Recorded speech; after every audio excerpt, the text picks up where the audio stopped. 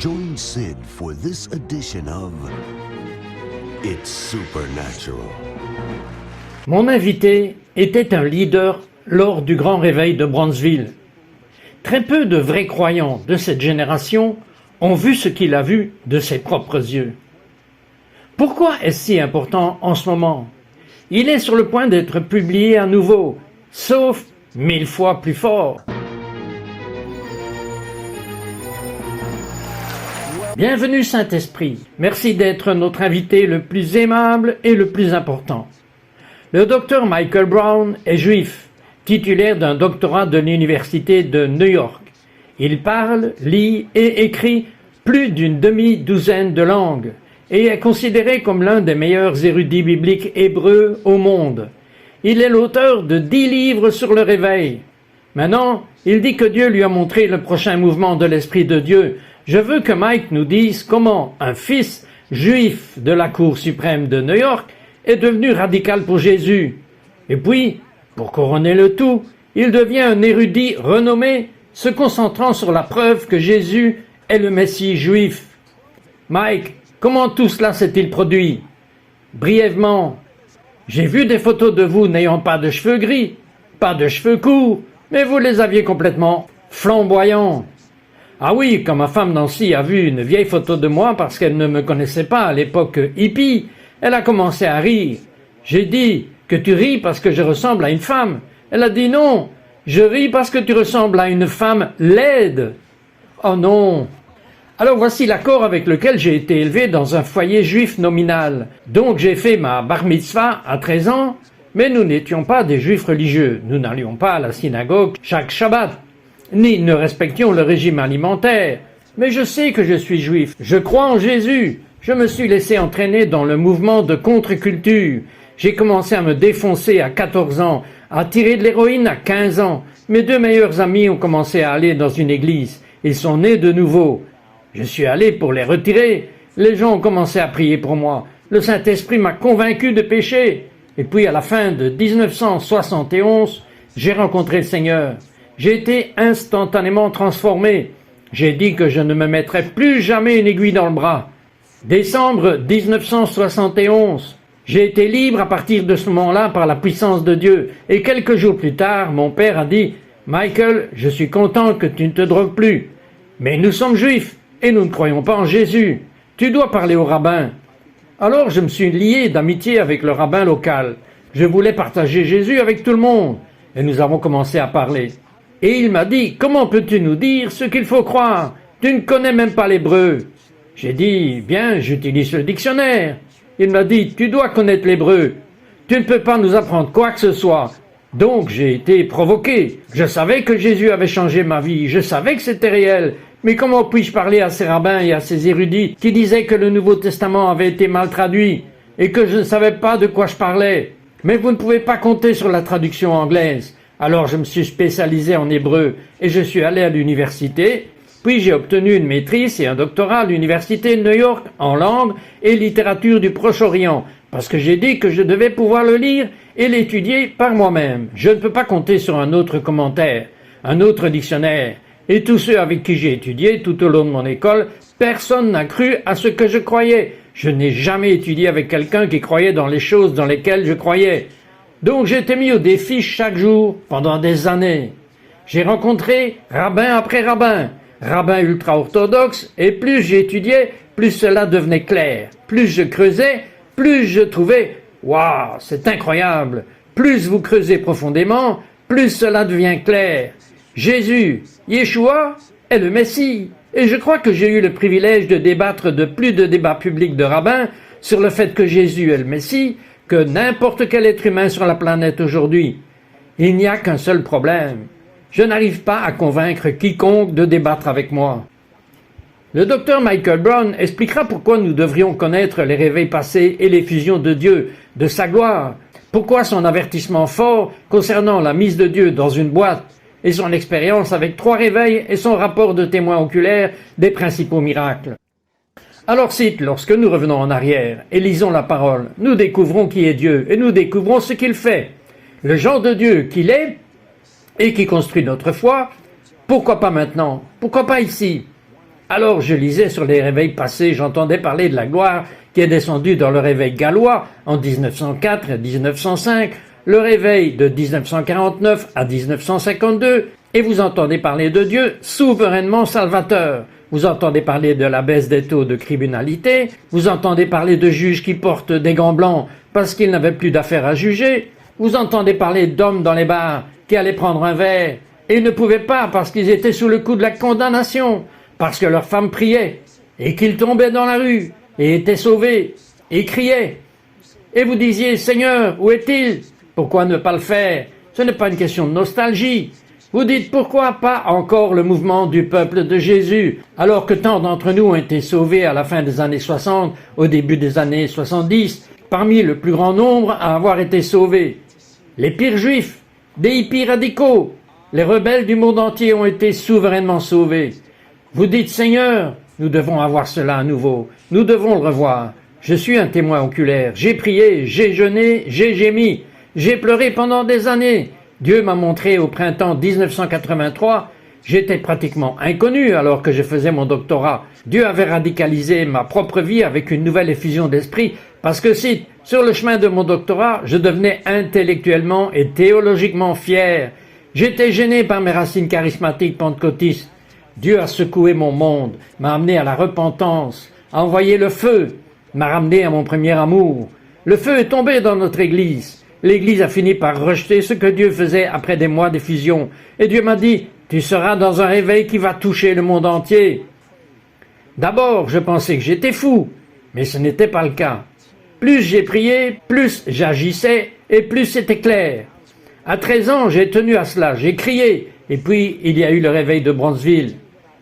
Dieu m'a amené directement dedans, et je peux vous dire ce que j'ai vu de mes propres yeux. Je peux vous raconter des histoires de gens que je connaissais. J'ai connu les gens que vous connaissez une nuit, ces deux femmes de Playboy, elles sont à Pensacola en Floride, elles vont faire une séance photo, elles sont sur les plages, il y a un ouragan, comme si les temps annulaient leur séance. Alors elles ont eu une nuit gratuite, elles ont loué un taxi, elles ont demandé au chauffeur, où se passe-t-il quelque chose à Pensacola? Le chauffeur leur a dit, dans l'église, ici, il les a conduits à l'église. C'est là l'action. C'était la fin du service. Elles sont là en train de pleurer et de trembler en signe de repentir. John Kilpatrick, le pasteur, va voir ce qui se passe avec ces dames. L'une d'elles dit « Nous avons l'impression que Dieu a secoué l'enfer hors de nous. » Un de mes amis a bien connu une des dames.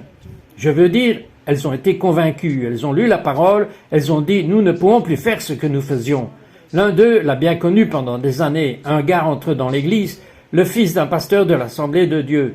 Il était ouvertement homosexuel, il était en relation avec un homme gay. Il est en colère contre Dieu, il est en colère contre Bronzeville à cause de ce que Dieu y fait là-bas. Mais évidemment, quelque chose se passe dans le cœur de l'homme. Il entre dans le bâtiment, la puissance de Dieu le frappe dès l'entrée du bâtiment. Les huissiers le portent et le déposent devant le bâtiment près de l'autel, où il reste toute la nuit. Il naît de nouveau, radicalement, et est changé. Un de mes amis le connaît depuis des années. C'est un homme transformé par la puissance de Dieu. C'est le genre de choses qui se sont produites. Vous voulez dire que le simple fait de placer sous la puissance de Dieu un style de vie d'activité sexuelle homosexuelle, cela suffit pour lui être retiré? L'Esprit de Dieu, la parole perçante de Dieu, l'appel à la repentance, l'homme ouvre son cœur et est radicalement transformé. Je prêchais dans une église du New Jersey il y a quelques années. L'Esprit a bougé puissamment. Le pasteur dit, vous devez entendre notre histoire. Il a dit, 5 d'entre nous, pasteurs, sont allés à Pensacola. Nous étions dans les services, nous avons apprécié les réunions, nous avons été bénis. Mais nous sommes partis déçus. Nous nous attendions à plus. Nous avons pris l'avion pour rentrer dimanche après-midi. Nous allons assister à notre service du dimanche soir à l'église. Nous avons acheté 5 billets ensemble. D'une manière ou d'une autre, nous sommes tous séparés. Nous montons dans l'avion à des places différentes. C'est un court vol vers Atlanta. Et alors que je m'assieds et que l'avion est sur le point de décoller, l'esprit me tombe dessus, je commence à pleurer dans l'avion. J'ai hâte de descendre pour le dire aux autres, mais ils découvrent que c'est arrivé à tous les 5, simultanément, séparément dans l'avion. C'était la manière de Dieu de dire que ce n'est pas la foule, ce n'est pas le battage médiatique, c'est mon esprit. Il part de là, l'esprit tombe dans leur église. 2 ans plus tard, ils étaient toujours en effusion, je veux dire, j'ai entendu ça. Jour et nuit, l'histoire la plus dramatique à laquelle j'ai participé, au milieu de nulle part au Canada. Pourquoi nous nous sommes même retrouvés là-bas? Qui sait qu'il y avait des membres des Premières Nations, des Canadiens autochtones là-bas? Ils étaient venus très découragés, ils étaient dans une réserve avec 1200 personnes. Une petite église qui avait traversé une scission. Ils avaient maintenant 2 petites églises. Ils étaient parmi des milliers de personnes qui ont entendu le message cette nuit-là. J'ai imposé les mains à chacun d'eux, mais quelque chose s'est passé en eux. Et 1 an plus tard, j'ai eu cela confirmé par 3 témoins oculaires indépendants. 1 an plus tard, ils allaient à des réunions nuit après nuit parce que l'esprit était tombé. 1 an plus tard, 1150 des 1200 personnes de la réserve étaient venues à Jésus. C'est Dieu. Cela n'arrive que lorsque l'esprit agit. Et c'est pourquoi nous disons, recommence Dieu. Si tu pouvais faire cela, si dans quelques mois le travail des années et des décennies pouvait avoir lieu. Nous avons lancé un mouvement missionnaire qui a créé une école ministérielle. Certains de nos missionnaires ont été sur la route. Maintenant, depuis 25 ans, ils ont été à l'étranger et ils voient Dieu changer des vies. C'est le fruit durable du réveil. Nous devons l'avoir à nouveau aujourd'hui. La situation en Amérique dans le monde est plus urgente que jamais. Dieu va agir avec plus d'urgence que jamais. Et très brièvement, que voulez-vous dire quand vous dites « ne mettez pas Dieu dans une boîte » ? Quand Dieu bouge, quand il nous secoue du mauvais endroit, cela nous sort presque toujours de la zone de confort. Pourquoi Jésus a-t-il craché sur la terre? Et pourquoi l'a-t-il transformé en boue? Pourquoi a-t-il mis du crachat sur les yeux d'un homme? Pourquoi a-t-il fait cela? Aujourd'hui, ils disent ce n'est pas de Dieu. Et les magiciens utilisent des crachats, les magiciens le feraient. Les faux dieux disaient qu'ils avaient le crachat de la vie parmi les faux dieux. Pourquoi a-t-il poussé des démons dans les cochons? Et les cochons ont couru et se sont noyés dans l'eau. Ça ne peut pas être de Dieu. Montrez-moi des langues de feu, où le moment où l'esprit tombe, il y a de la division. Dieu n'est pas l'auteur de la confusion. Il ne dit pas, prophète A, prophétise qu'il y aura de la pluie, et prophète B, prophétise qu'il n'y aura pas de pluie. Non, mais quand l'esprit vient, il fait remonter à la surface ce qu'il y a dans le cœur des gens, et les esprits, et presque toujours, quand le feu tombe, comme à la Pentecôte, la moitié d'entre eux entendent les louanges de Dieu, et les autres disent qu'ils sont ivres. Quand l'esprit tombe, soit les gens tremblent sous la puissance de Dieu, comme cela s'est produit avec Wesley et Whitfield, soit tomber ou crier, ou les démons s'en vont. Il y a quelque chose qui va nous scandaliser. Nous aimons un joli petit réveil. Voici notre prière traditionnelle pour le réveil. Dieu, envoie ta puissance, envoie ta gloire, mais Seigneur, laisse-nous le contrôle, garde-le à un petit niveau commode. Et le réveil n'est pas quelque chose que vous allumez et que vous éteignez. Nous utilisons le discernement, nous utilisons la sagesse, mais nous disons Dieu, viens et secoue-nous, et viens nous visiter, quelle que soit la cause et la conséquence, parce qu'il y a une chose sans laquelle nous ne pouvons pas vivre, c'est ta présence. Maintenant, Dieu a montré à Mike en 1995 l'ampleur de la puissance de la plus grande gloire à venir. Les chutes de Niagara ressembleront à un petit ruisseau à côté de cela. Nous reviendrons tout de suite après ceci.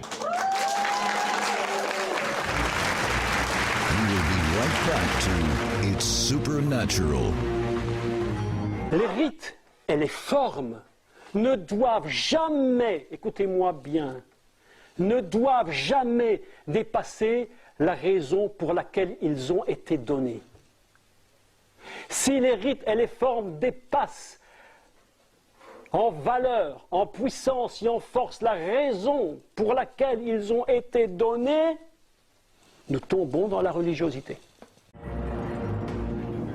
We now return to It's Supernatural. J'ai parlé avec le Dr Brown avant de reprendre l'antenne. La question la plus importante, à mon avis, que je vais lui poser est maintenant, pourquoi dites-vous que la repentance ou l'arrêt du péché est si important? La repentance est primordiale, non seulement dans notre relation avec Dieu, mais surtout lorsque nous parlons du réveil. La repentance prépare le terrain pour la visite de Dieu. Frank Bartleman, utilisé dans le réveil de la rue Azusa, a dit que la profondeur de tout réveil sera déterminée par l'esprit de repentance qui est obtenu. Dieu vient comme le feu d'un raffineur. Il fait remonter à la surface toutes les ordures, toutes les impuretés, toutes les choses qui sont mauvaises. Regardez, pourquoi avons-nous besoin d'être ressuscités? Parce que nous avons quitté notre premier amour, parce que nous avons fait des compromis avec le monde. Parce que nous avons perdu la puissance de Dieu, parce que nous sommes devenus religieux et fiers, parce que nous avons permis au péché d'entrer dans nos vies. La repentance ouvre la voie. La repentance est la première parole de l'Évangile. C'est ce que prêche Jean-Baptiste, ce que Jésus a prêché, ce que prêchent les apôtres. Paul a dit « Je prêche que tous les hommes du monde entier doivent se repentir » et aux églises d'Asie mineure, à 5 sur les 7, il a dit de se repentir. Ou bien si vous voulez que Dieu vienne dans votre vie, il répandra un esprit de repentance. Il découvrira des choses, non pas pour nous condamner, mais pour nous purifier, non pas pour nous blesser, mais pour nous aider. Et je veux dire à chacun d'entre vous que si vous avez vraiment faim et soif de Dieu, ce sera inconfortable, car il pourrait découvrir l'orgueil, ou de mauvais motifs, ou de mauvaises attitudes, ou un manque d'amour, ou un manque de foi, mais tout est pour le bien. Laissons le raffineur de feu faire son travail. La boue, les déchets sont là, partout, l'Esprit le purgera, afin que vous puissiez briller pour Dieu. Et si nous voulons Dieu dans nos églises, le Saint-Esprit ne viendra que là où il est le bienvenu, et là où il se sent chez lui. Nous devons donc faire face au péché si nous voulons la gloire de Dieu. Et comme j'aime le dire, et vous aussi, je marche personnellement dans une repentance instantanée. Pourquoi ? Parce que je sais que si je ne le fais pas, cela deviendra une forteresse et cela deviendra important. Ce n'est jamais plus facile qu'instantanément. Lorsque le Saint-Esprit vous convainc, dites « Dieu, je suis désolé ». Mais si vous l'ignorez, cela peut grandir comme un cancer, et le péché grandit comme un cancer, et beaucoup d'entre vous ne sont jamais entrés dans le pardon profond de leurs péchés, pas seulement dans le pardon sous la nouvelle alliance. Dieu dit que non seulement il vous pardonnera, mais que moi, Dieu, je ne me souviendrai plus de vos péchés. Ce n'est que Dieu qui peut faire cela. Mike, vous avez eu la rencontre la plus surnaturelle et la plus étonnante aux chutes de Niagara. Il y a quelques années, dans les années 90, j'étais aux chutes de Niagara avec notre fille aînée, Jennifer. Elle était une jeune fille à ce moment-là, une jeune adolescente. Donc, nous sommes là ensemble aux chutes, nous sommes du côté canadien des chutes, c'est absolument magnifique. Alors, pendant que nous marchons vers les chutes, je vois juste un peu, vous savez, l'eau qui coule là-bas. Je pensais que c'était une image de la vie normale de l'église. À mesure que vous vous rapprochez, cela commence, vous savez, les rapides, et cela commence à s'intensifier. Et je pensais que c'était ce que la plupart des gens appelleraient le réveil. C'est juste que la chose commence à devenir plus intense. Mais ce n'est pas encore le réveil. J'avais juste le sentiment que les chutes du Niagara étaient comme une image du réveil. Donc à mesure que nous nous rapprochions, c'était juste stupéfiant et écrasant. J'ai dit, non, je veux faire l'expérience des chutes par moi-même. Alors j'y suis allé avec Jennifer. Vous avez ce veste jaune et nous marchons et nous tenons sous la chute. Donc l'eau bat et bouillonne et le vent souffle. Je veux dire, c'est bouleversant. Et tout ce que je pouvais faire, c'était lever les mains et adorer. Et je pensais que c'était une image du réveil. J'ai écrit un livre qui est sorti 3 mois avant Bronzeville, 3 mois avant le réveil. J'ai partagé cette photo des chutes du Niagara. J'ai dit que c'était une photo de réveil. Êtes-vous prêts? Je savais que ça allait arriver. Et si nous sommes maintenant dans les premiers stades du Saint-Esprit qui commencent à se déverser d'une manière nouvelle en Amérique. Mais ce ne sera pas seulement à Bronzeville ou à Toronto. Il y aura des milliers d'endroits où le feu tombera et nous devons saisir le moment où cela se produira. Vous savez, Mike, que ce soit intéressant ou pas, j'ai aussi eu une vision sur les chutes du Niagara. Et dans cette vision, j'étais là tout seul et la brume que vous avez décrite a commencé à me coder. Et c'était la lumière de Dieu, c'était la présence de Dieu, c'était la gloire de Dieu. Et beaucoup de gens ne le savent pas, presque tous les jours, ils ont un arc-en-ciel là-bas.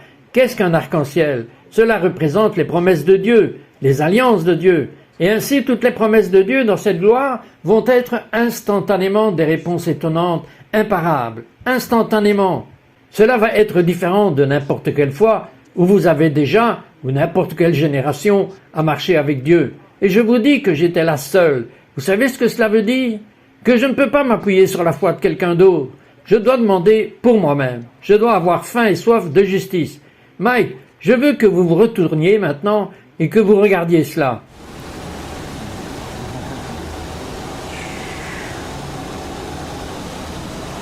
Vous savez, Mike, je ne sais pas depuis combien d'années cela dure, mais imaginez la puissance illimitée pour que cela ne s'arrête jamais. Cela continue simplement. Ce que nous voyons en ce moment, c'est ce qui arrive. Le pouvoir illimité et imparable de Dieu. Cite, Qui d'autre va faire le travail, sinon par 2 milliards de musulmans qui se tourneront vers Jésus? Comment Israël sera-t-il sauvé, sinon par l'Amérique qui sera ébranlée? Il doit y avoir un mouvement plus soutenu de Dieu, avec une intensité et une rapidité que nous n'avons jamais vues. Et je veux dire, évidemment que je ne suis pas dans les chutes, mais ça bouillonne, car ça remue mes souvenirs. Et vous savez ce que ça me rappelle encore? Chaque jour, nous devons vivre en disciples.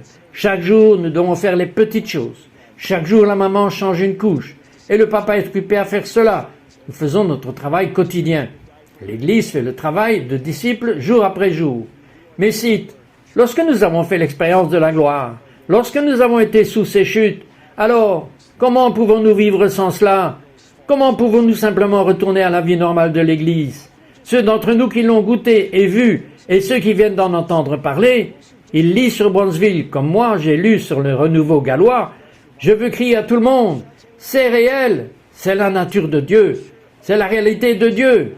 Et ce qu'il veut faire, c'est la chose qui a été anormale, qui a été exceptionnelle. Il veut que ce soit la norme, il veut que ce soit la chose culminante avant son retour. Pourquoi pas maintenant? Pourquoi pas ici? Pourquoi pas quelque chose de plus grand que nous n'avons déjà vu? Dieu n'a-t-il pas la capacité qu'il a? Dieu n'a-t-il pas le désir qu'il a? Et nous avons faim et soif jusqu'à ce que la réponse revienne. Vous avez dit quelque chose. Pourquoi pas maintenant? Pourquoi pas ici? Prieriez-vous pour nous? Alors c'est maintenant, c'est ici. Oui, Père, en ce moment, je prie pour tous ceux qui regardent, qu'il y ait une faim, une soif, un désir, une passion, comme ils n'en ont jamais connu. Puisse-t-il avoir un cri qui vient de la profondeur de leur être. Dieu, rends-moi visite maintenant. Dieu, envoie le feu maintenant. Dieu, change-moi maintenant. Dieu, envoie ta gloire maintenant, pour ton honneur, pour le bien d'un monde mourant, pour l'exaltation du nom de Jésus, pour le salut du peuple juif, ici et maintenant. Commence par moi, je te le demande, au nom de Jésus. Amen. Vous vivez une vie sainte. Dieu dit d'être saint car je suis saint. Un repentir instantané. Avez-vous compris?